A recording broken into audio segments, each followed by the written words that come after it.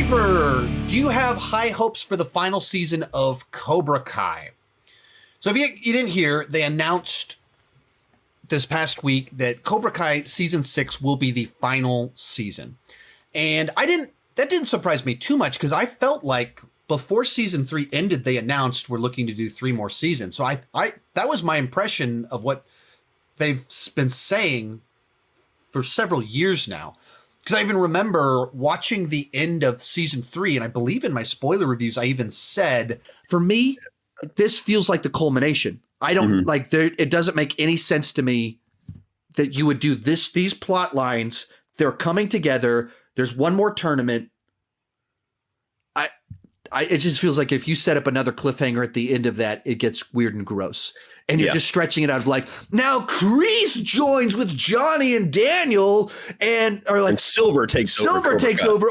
I feel like what they just set up at the end of season 3 for season 4, that feels like a good landing spot of at the end of season 3, Johnny, Daniel team up to fight Cobra Kai. And it looks like Kreese is going to go get Terry Silver. That feels like that's supposed to be the final season of the show. I said that years ago. But they had announced we're looking to do 3 more seasons. And I was like, I think they're stretching this out a little bit too much. Season 4 came out. And I thought it was really good. And I liked what they did in season 4. But then season 5, I did feel like it was kind of spinning their wheels, stretching a few too many things out. And there's several series-long plot lines that got closed out in season 5. And so it's kind of like, I feel like we need to land this thing and finish it. So when they officially announced this week that season 6 is going to be the last season, my thought was like, okay, that's probably good. That's probably for the best. That they've only got so much show. They've only got so much plot. There's only so many times you can cycle through some of these dating relationships and they break up, they get back together. There's only so many times that Daniel and Johnny can team up, break up. There's only so many times that you can switch out who's in charge of Cobra Kai. It can only happen so many times before you just wear out the audience and it feels forced and it doesn't feel authentic. And to me, they're on that edge of doing a little bit too much. And having an end point means that you can write to the end.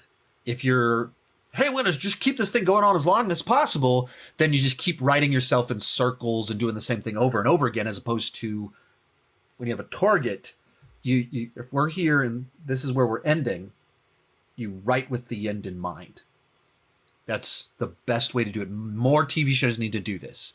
The Breaking Bad did that. They were at the top of the world. Like when they were having monumental exponential viewership growth, becoming this phenomenon, they went, we're only going to do 1 more season. It's going to be an extended season broken up into 2 parts, but we're ending it.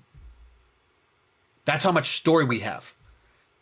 I'm sure the executives were like, hey, can you do like 4 more seasons? You guys are so popular. They went, no. No, we have a story we're trying to tell about a character, and it's this. And if you want it to stay as good as it's been, it needs to be this. It can't be this and just go on forever. And if that's what Cobra Kai seems to be doing, they're going, okay, here's the end. We're going to write to that.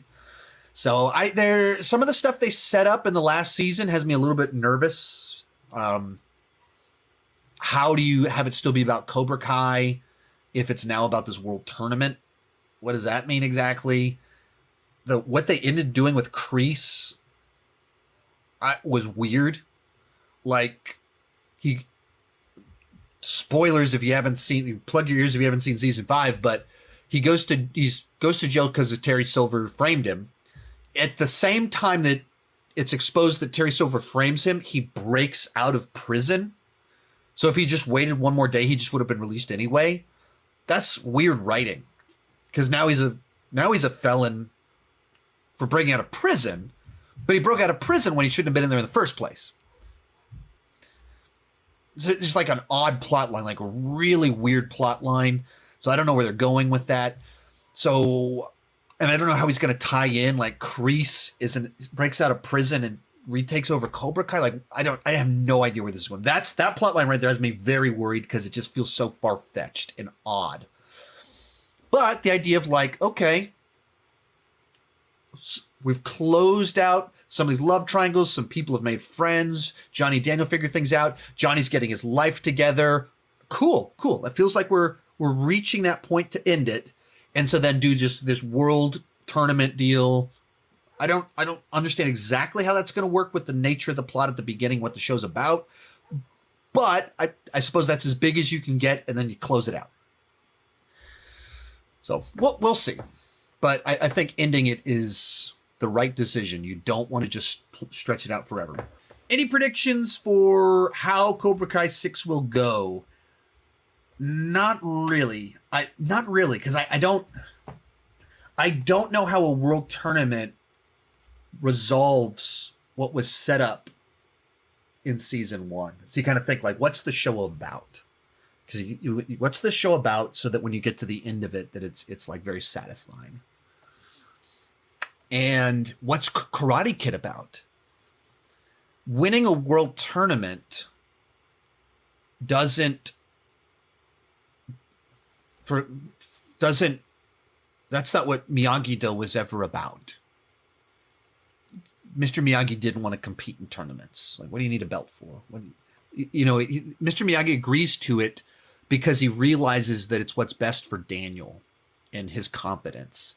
And even in the final, Daniel gets injured, and Mr. Miyagi's like, "You already proved your point. Like, you're worthy of like stage." They had to cheat because they were so scared of you. Like, you've proven your point. And then, Daniel talks Mr. Miyagi into, but it's never about winning the tournament.